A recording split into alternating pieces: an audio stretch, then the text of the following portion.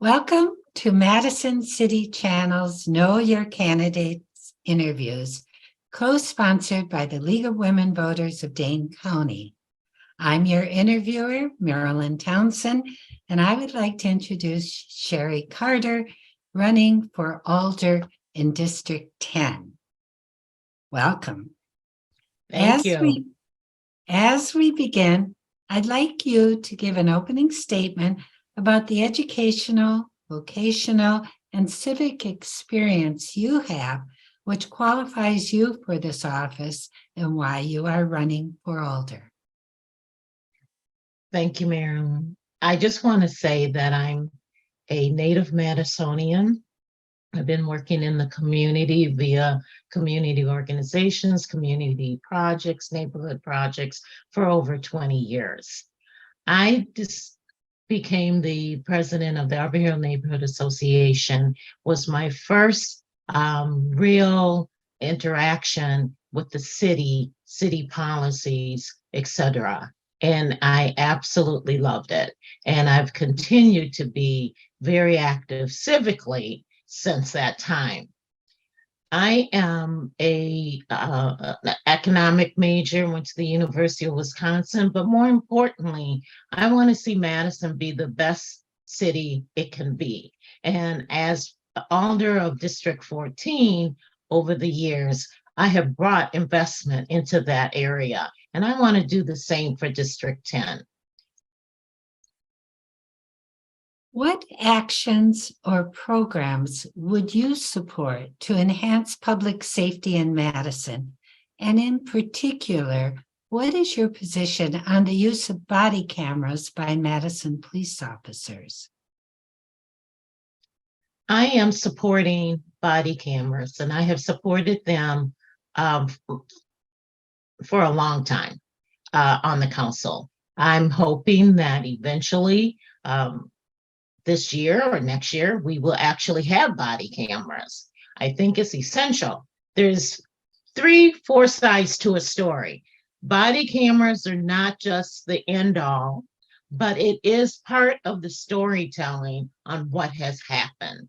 We can't depend on individual cell phone footage to know what led up to an incident or how the incident ended. I am supporting police funding. I think that we need to have common sense policing and community policing. Public safety is very important because number one, it affects the whole city. And number two, you always have the perception, and the perception might not meet with the reality. By that, I mean that you can think that a neighborhood is not safe when it really is safe. So we want to really make sure that we have safe communities to live in. And regardless of what your income is, we all want to live in a safe community. So I do support body cameras and police funding, common sense policing, and community policing. Thank you. What do you see as the most important environmental issues the city needs to address? What will be your priorities for council action on these issues? Well, I think we need to continue with a couple things. First of all, I think that we need to continue with reducing our carbon footprint and reducing and increasing our green energy. It is so important for the environment. You know, we've been talking about environmental issues for a long time, and what we should do and what we shouldn't do. At this point, we need to do. This is all about action. Our winters, our summers, we can see how the weather's changing everywhere. And so we are at the critical mass moment that we have to do something. What is your position on increasing the pay for alders? That is a good question. I think that a reasonable increase is justified. I don't believe in increasing it 10 times fold. We are public servants, and most of us are here because we absolutely love this city. We want to see the city do the best it can, but we're not here for the most part as a full-time job. So I do believe in increasing the hourly, I guess it would be called, for alders, but it has to be a reasonable increase. What, if anything, do you think the city should be doing to support economic development? Well, I think that one of the things that we need to do is really differentiate. I can't even say it. Sorry. We need to separate economic development from economic growth. Economic growth is something that we can do in a short period of time, 5 years at the most, but economic development is always long range. So we really are looking, being visionaries on where we want to go. What I think we should be doing is looking at the trends of other cities and seeing if that matches the trends here. So for economic development, how can we bring more companies to Madison? How can we bring more light industry to Madison? We are heavy on the biotech, tech industries, and that's great, but we need to look at something that balances our economic foundation with different occupations and different industries. Now, that might be hard to do. That is a heavy lift. I realize that. But these are the things that we need to be looking at in order to make sure that all of our residents have walkable jobs that they can either walk to or create a job, employment center. How do you see racial disparities impacting constituents in your district? And are there any actions the city should take to address them? Yes, I think that our responsibility is to make sure that all residents are receiving exactly what they need to live a healthy life, right? So we have disparities in every district. And I think one of the things we need to do is make sure that our residents get the information that they need where they're at.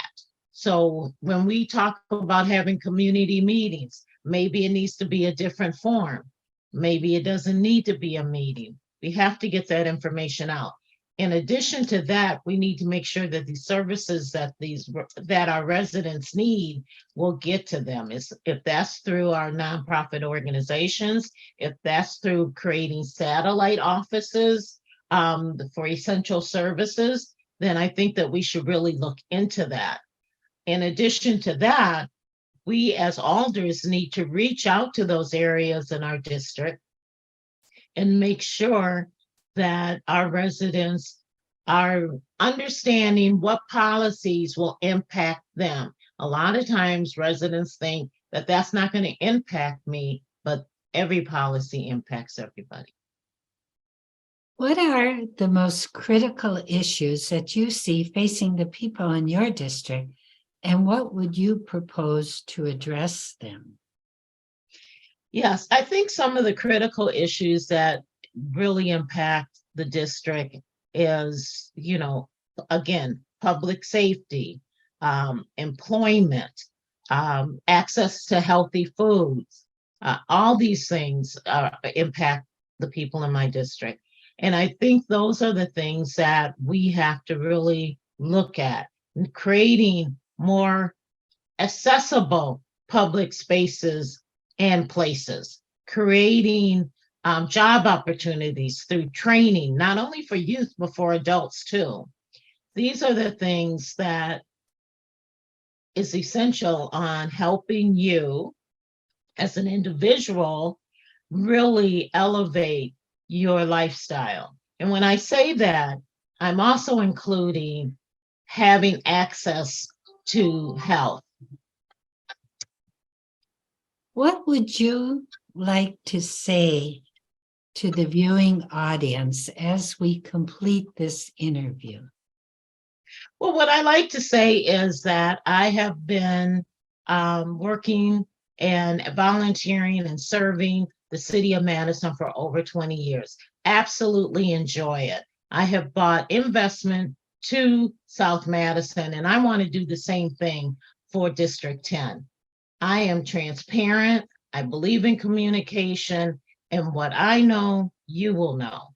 My priorities are your priorities because that's what a public servant does. And I cannot wait to really be able to represent you.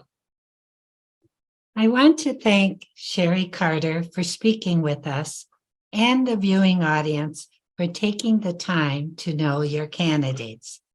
I want to remind everyone that primary election day is Tuesday, February 21st, and the general election is Tuesday, April 4th. As with every election, please vote. On behalf of Madison City Channel and the League of Women Voters of Dane County, thank you for joining us.